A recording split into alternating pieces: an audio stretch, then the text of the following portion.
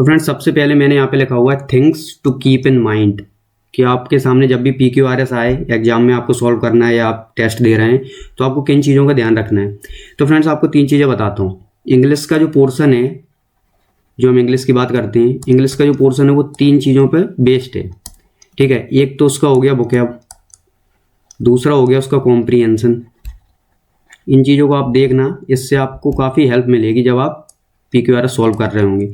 तीसरा है आपका ग्रामर, ठीक है फ्रेंड्स, ये 3 चीज़ें हो गई। तो आपको मैं बताऊं, जब वोकैब की बात आती है तो इसमें केवल आपकी एक ही चीज़ काम करती है, वो है रॉट लर्निंग, ठीक है।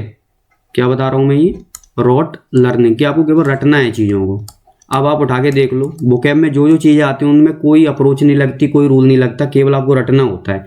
जैसे एंटोनिम सिनोनिम हुए, मिस स्पेल्ट वर्ड हुए, वन वर्ड सब्स्टिट्यूशन हुए, ईडियम्स, फ्रेजेस, इनमें कुछ नहीं है, सीधा जो लिखा है आपको एज इट इज रटना होता है कि इसका मतलब ये है, इसे ऐसे टिक करना है, ये सब इसके आंसर्स हैं। इसमें कोई रूल नहीं लगेगा, कोई अप्रोच नहीं लगेगी।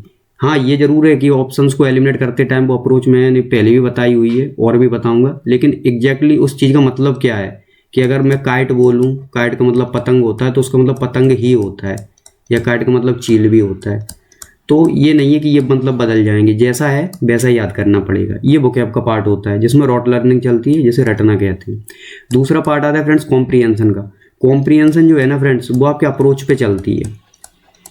अप्रोच का मतलब है वो आपके सेंस पे चलती है। आपने चीज़ें पढ़ी, यदि आप उसका हिंदी सेंस निकाल पा रहे हैं, आप अप्रोच समझ पा रहे हैं, इसमें कोई रूल नहीं लगता, याद रखना। कॉम्प्रिहेंशन में रूल नहीं होता, उसमें अप्रोच होती है, सेंस होता है। आप चीज़ों को पढ़ते हैं, उसे फील करने की कोशिश करते हैं कि ये लिखा क्या है, इसका मतलब क्या निकल रहा है, उसी से चीज़ें बन के समझ में आती हैं, हाँ ऐसे सॉल्व करना है। जैसे क्लॉज टेस्ट है, क्लॉज टेस्ट आपके कॉम्प्रिहेंशन का पार्ट है, तभी सबसे पहले मैंने यही चीज़ उठाई थी ताकि आपको समझा सकूं कि कॉम्प्रिहेंशन को कैसे समझना होता है, क्योंकि इसमें क्वेश्चंस भी काफ़ी आते हैं। क्लॉज टेस्ट आ गया, PQRS भी इसी का पार्ट है।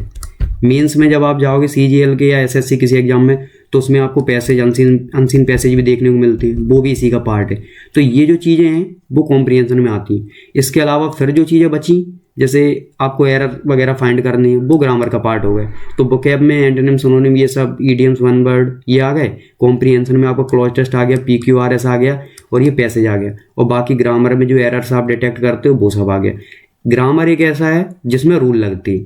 तो फ्रेंड्स जब रूल की बात हो ना, तो वो रूल केवल ग्रामर में यूज होते हैं। कॉम्प्रिहेंशन का कोई भी सेक्शन आता है, क्लॉज टेस्ट है, PQRS है, पैसेज है, अगर मैं बोल दूं कि इसके लिए मैं आपको रूल्स दे दूंगा कॉम्प्रिहेंशन का कुछ भी सॉल्व करने के लिए, तो मैं झूठ बोल रहा हूँ। क्योंकि क्लॉज टेस्ट के लिए कोई रूल नहीं बता सकता कि ये 5 रूल्स मैंने दे दिए, 10 रूल्स दे दिए, इससे आप कोई भी क्लॉज टेस्ट सॉल्व कर लोगे। नहीं, हर एक क्लॉज टेस्ट अपने आप में नया, उसमें नई चीज़ें अप्लाई होंगी, और वो अप्रोच डेवलप करनी होगी कि हाँ कोई भी क्लॉज टेस्ट आ जाए उसे कैसे सॉल्व करना होता है, ऑप्शंस कैसे एलिमिनेट करने होते हैं। अब बात आती है PQRS की, जो मैं आपको इस सीरीज में बताऊंगा। इसमें क्या होता है, ये भी कॉम्प्रिहेंशन का पार्ट है, इसमें भी कोई रूल नहीं मिलेगा, कोई रॉट लर्निंग नहीं है। ना तो आप इसे रट सकते हो कि PQRS के कुछ तरीके उन्हें रट लिया और उससे सॉल्व हो गए, ये भी नहीं होगा। दूसरा, कोई रूल नहीं होगा कि आपको मैं बता दूं कि सब्जेक्ट है, वर्ब की फर्स्ट फॉर्म है, फिर आप SEIS लगाओ, फिर ऑब्जेक्ट वगैरह लिखो, नहीं, ये भी नहीं चलेगा। यहाँ क्या चलेगी, आपकी अप्रोच चलेगी, और क्या चलेगा, आपका सेंस चलेगा, और मैंने कुछ और पॉइंट्स लिखे हैं, उसके थ्रू आप इसे सॉल्व कर पाएंगे।